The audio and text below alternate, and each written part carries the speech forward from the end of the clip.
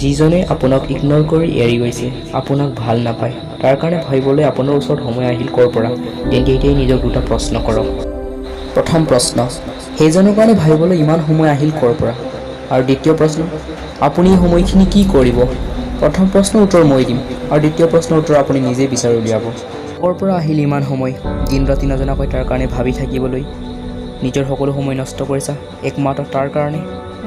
নিজকে নিজে কি কৰি পেলালি তই? নে শান্তিত খাইছা, নে শান্তিত শুইছা, না শান্তিত ফ্ৰেণ্ডৰ লগত কথা পাতিছা?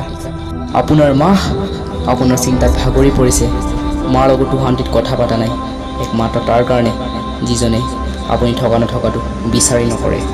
আপোনাৰ লক্ষ্যটো ক'ত গ'ল?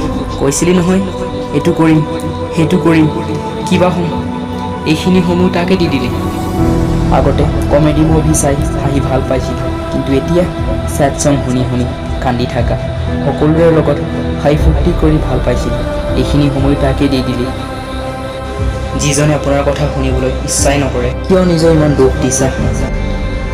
মা দেউতাই আপোনাক লৈ কিমান সপোন দেখিছিল, জীয়াই জীয়াই মা দেউতাৰ সপোনখিনি কিয় মাৰিছা? ষ্টপ এতিয়া আৰু এনেকুৱা নকৰিবা। আপোনাৰ লক্ষ্যখিনি আৰু মা দেউতাৰ সপোনখিনি সম্পূৰ্ণ কৰা, তাৰপিছত চাবি এদিন ইগন'ৰ কৰাজনে চৰি ক'ব আহিব। মাফ কৰি দি কবি, থেংকছ ইয়াৰ, তুমি যদি মোক এৰি নগলা হয় মই মোৰ লক্ষ্যত উপনীত হ'ব নোৱাৰিলোঁ হয়। ভালেই হ'ল যে মই তোমাক পাহৰিব পাৰিলোঁ, তোমাৰ বিষয়ে চিন্তা কৰা বন্ধ কৰি দিলোঁ।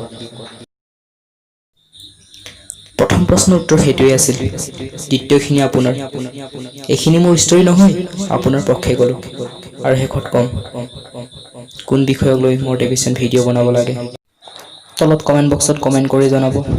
থেংকছ ফৰ ৱাচিং, bye bye, see you again guys.